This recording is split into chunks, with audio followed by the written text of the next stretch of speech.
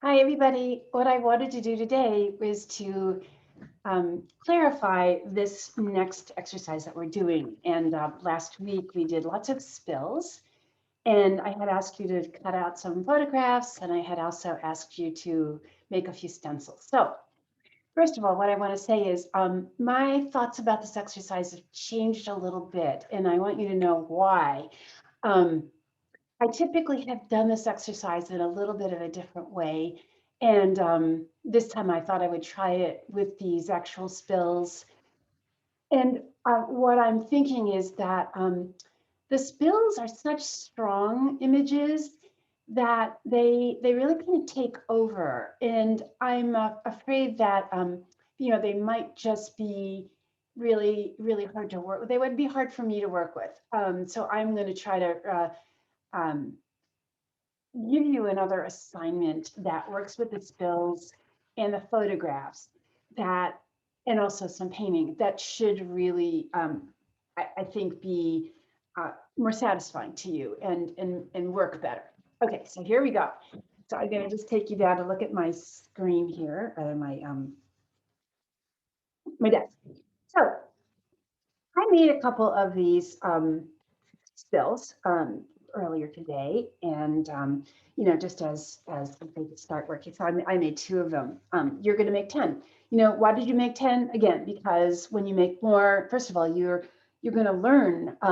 Maybe your first one was the best one. Maybe your last one was the best one, or somewhere in the middle. But at any rate, if you just do one, it may or may not be the strongest one to use. And so you really want to give yourselves more than one to play with, more than one chance to manipulate uh, the, this these kinds of shapes to turn into an artwork. So, if you want to take this one, I mean, kind of like that spill, see the interesting shape you get? I mean, that would be really hard to come up with out of your head. And it's just an organic, wonderful kind of amorphous shape that, as you look at it, might remind you of something else. I don't try to name my shapes when I, work abstractly. I really try to keep, my naming part of my brain, our left part of our brain, left side of the brain, supposedly, that wants to give a name to everything. I want to try to not do that because I want that open quality. So I want it to be suggestive. And as you're working with this too, you can decide whether you want to work with your image sideways or vertically or whatever. And you don't have to keep it on the same size of paper that you made. You could decide that actually you wanted, you want to crop in. Remember the croppers that we these pieces of cardboard that you can use to sort of figure out another arrangement. So that might be more interesting than this. This is pretty centered, um, a little off center, but anyway, it gives you more ability to play, use your own discretion. So maybe you want it offset like this. Um, maybe you want it, yeah, actually that might be more interesting. So you might want to play with it. What I'm going to do here is I'm going to take a marker, just to, instead of cutting it right now, but just to marker, to play with this kind of composition. So you can see what I'm trying to do. But so much of, yeah, I really want people to um, think about negative space. We've already talked about that in here. It's going to keep coming up. It's so important to think about how your objects relate to the outer edges of your picture plane. It's just something you really want to keep in the front of your mind as you work. And it's just so fun to be able to have the flexibility to be able to cut it down if you want to, or make it bigger if you want to. So anyway, this is our composition right now. This and I started to cut out some images from, I actually have a wildlife calendar that seemed like a good one to use to cut images out of. And so I cut out a couple. So, what this is about is taking your spilled paint and then starting to create something else with it.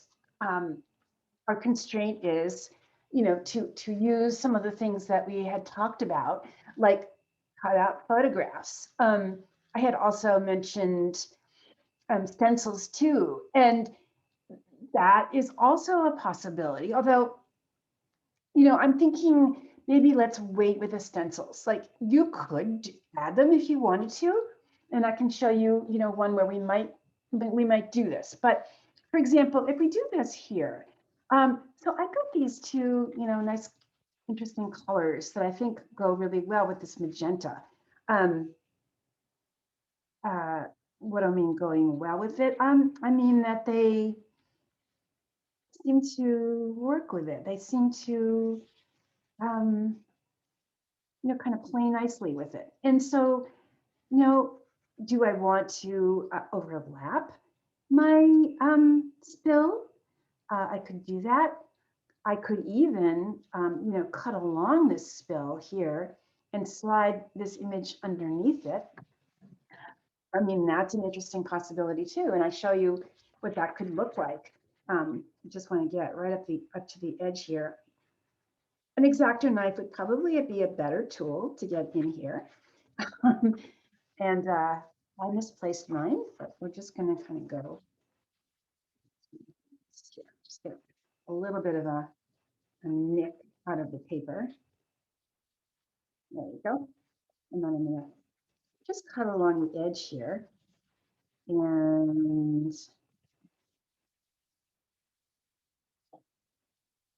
show you how that might work if you want to do that. So I could just kind of slide that in there if I wanted to. Here. See, so you could, there are all these tricks, all these little things that you can do so that you create this illusion. Again, not thinking about what that is. It's just, to me, a really interesting light green kind of funny shape that, sort of circular. And then this one I like a lot. I mean, this one, maybe this one I'm going to just cut down here like this, but I was already starting to do that. Maybe this one will just come right over from that edge, so I might just cut this piece of down. I'm not gluing anything down. I'm just right now playing with these photographs and the spills to see where it's going to take me. All right, let's see now. Maybe there's one other piece of photograph that could be interesting, maybe right over here. Let's see. All right, well, let's do this.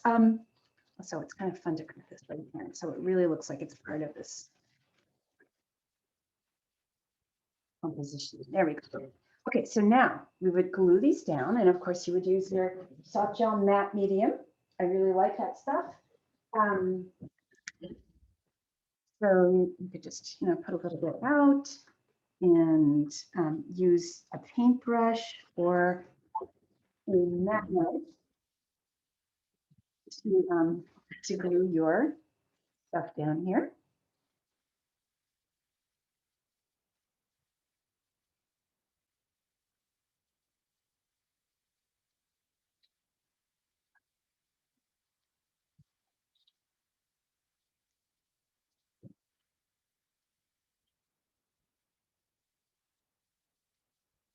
Make sure you get it right up to the edges, because that's where things kind of start to pull up a little bit. But see, without these photographs, it would really be a challenge to kind of think about what you wanted to do, responding only in paint. It limits you. So why not go to these gorgeous full color photographs and get ideas? And as you can see, when you take pieces of a photograph, you have no idea, really what it comes from. I mean, this is very strange. I don't think that this almost looks like, some kind of woven baskets, but actually it's some kind of a sea creature. It's crazy. And still actually really like this little bump up that I have. It's almost a shame to cover it, but you know, we're just going to do this now just to give you the idea of how you might work here. So yeah, I'm just going to take my glue. Okay, so now, you know, you do a nice job gluing once you're ready. And then of course, this is going to need to be glued down too. So the whole thing kind of looks seamless. Now, there you go. All right, so now, you can say, hey, I really feel like I want to get rid of this white. There's too much white. So what I'm going to do now is I'm going to take a color and just got up some wonderful colors that I mixed here in the studio over the summer that are still wet because, of course, they're in my plastic container. I'm telling you, you really do get a lot of longevity out of these into the containers. And, you know, it's actually just the color that I was hoping, some sort of a, oh, you know, kind of a coral or an orangey color. And now here, I think what I'll do is I don't really want white. I mean, white is a very light value, obviously. It's the lightest you can get. And sometimes it just blows everything out of the water. It's just so bright that where our eyes, you know, are so attracted to just the white. And I want people to instead enjoy these colors here. So I'm just going to use my paintbrush and go right up close to the edges of this thing here.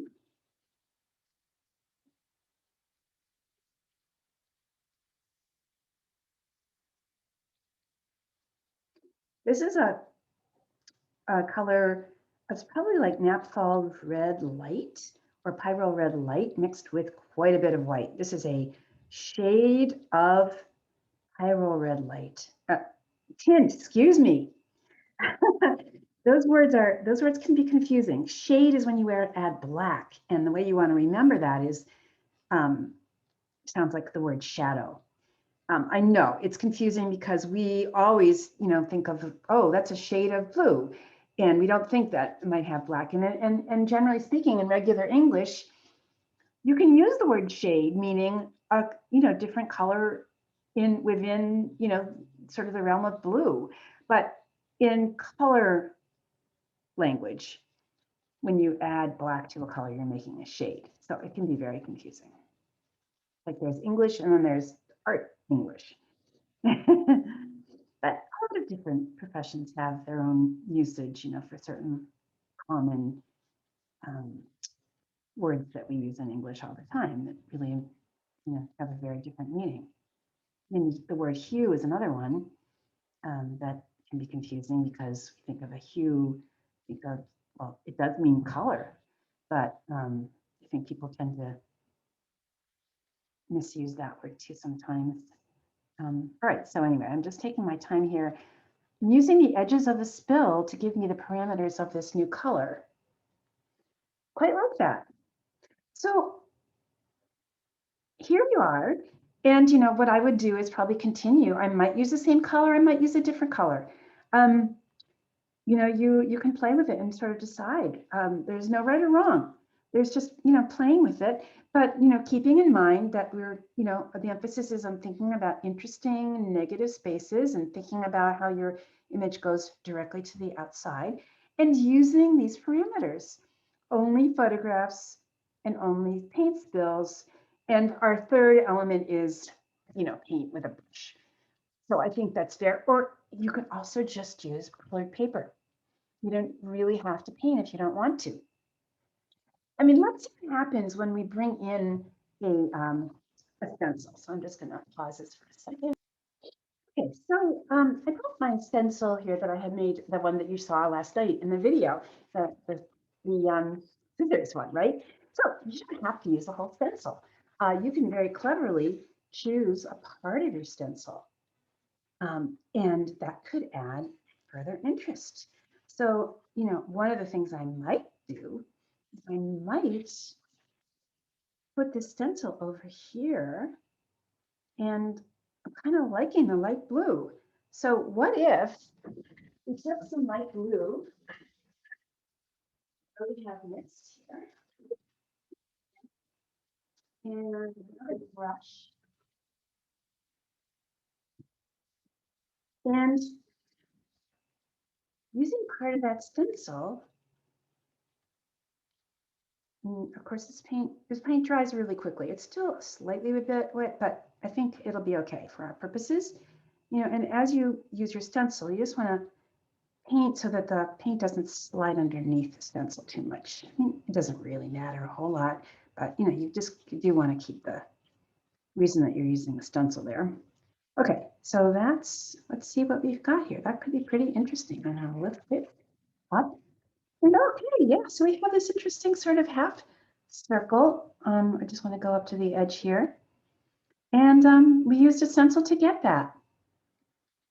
And then I would say, oh, maybe you want to use that, one more time so that we have, or I could even use this blue up here, because then that would be a way that your eye would want to find the partner color, using it again, just as part of, the way that we repeat shapes or colors or textures, um, design to keep our eyes moving and our eyes want to find similarity. That's what we want to do. I mean, just naturally, that's what we tend to do as humans. We look for patterns, right? So we might use this blue in this corner rather than the orange, So anyway, this is what I want you to do. I want you to use these spills,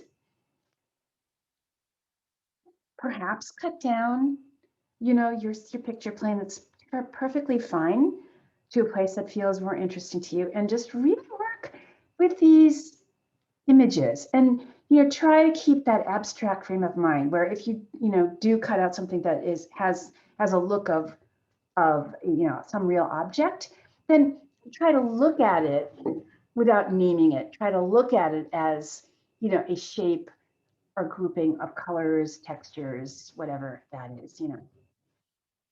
So I hope this helps. I hope this is a fun exercise. I would love for you to do at least 5 of these things. If you can do more, that would be great, but definitely, do more than one. Another thing you could do is actually to give yourselves time limits. If you feel that, doing one, that you get stuck and, you're just kind of not sure about it, give yourself like time limit, 30 minutes on each one, and it's done when you reach 30 minutes. And then, that's it. We'll take a look at it next time. And then we can always work into these. So have fun with this. Let me know if you have any questions or problems, and I'll see you next week.